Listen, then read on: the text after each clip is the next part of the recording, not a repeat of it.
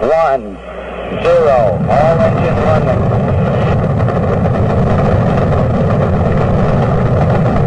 Liftoff. We have a liftoff. 32 minutes past the hour.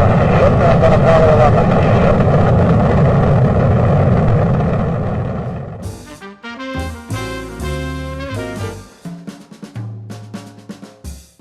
What happened to the moon? The last manned mission to the moon was all the way back in 1972.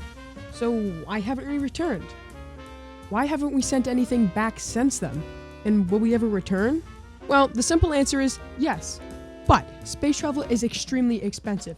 You have to lift a 6.2 million pound object off of the ground into space. When is the next time we're going to send an object into the lunar orbit? Well, we already have. You see, back in 2017, President Donald Trump signed a new space policy directive that calls for human expansion across the solar system. Now, I'm going to dumb it down for you, and this basically means that we're going to send people out into space. Now, this was signed because of NASA's funding. NASA is extremely underfunded. This is the amount of funding they need in order to go to the moon in 2025.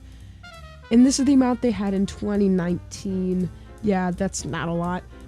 NASA and SpaceX announced a new mission to go to the moon, Artemis. Artemis was announced in 2020, and they plan to make an international space station just for the moon. This would make it incredibly easy to go to the moon by simply docking and refueling. Despite NASA and SpaceX being complete enemies for each other, they are partnered on this mission. They first started what would launch a ship late in 2023, but now it's delayed to late 2024. SpaceX attempted to launch a test to get data, but it ended in flames, which ended up in the Pacific Ocean. Well, at least they did that with any humans on board. I hope to see that ship in the sky 2024. My biggest question is, why did we choose the moon to go to when we have a multitude of other planets too? Well, we first went to the moon as a race versus the Soviet Union. However, the moon has no actual beneficial resources on it that we know of currently, so it is inhabitable. The reason we want to go back is because we want to make it habitable. NASA and SpaceX want to put artificial objects on the moon to make it so humans can stay there for a prolonged period of time. I know most of you are aware of the common joke about living on Mars, but getting to Mars would take a whopping 8 months, while the moon only takes 3 days. Mars is far too hot and radioactive, while the moon we know is already able to be landed on. Well, why haven't we returned? Well, scientifically, there is no benefit. There's nothing on the moon that would benefit us besides just bragging rights versus the Soviet Union.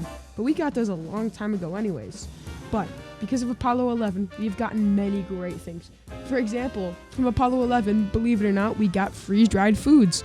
Our astronauts ate these freeze-dried foods on side of the Apollo 11 module because they lasted way longer than normal food.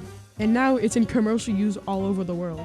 Personally, I'm really excited for the Artemis mission, but I don't think I want to opt in because going to the moon sounds a little risky. I also encourage all of you guys to watch the live Artemis launch.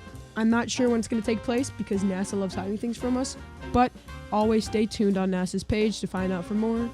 And subscribe to me. Bye!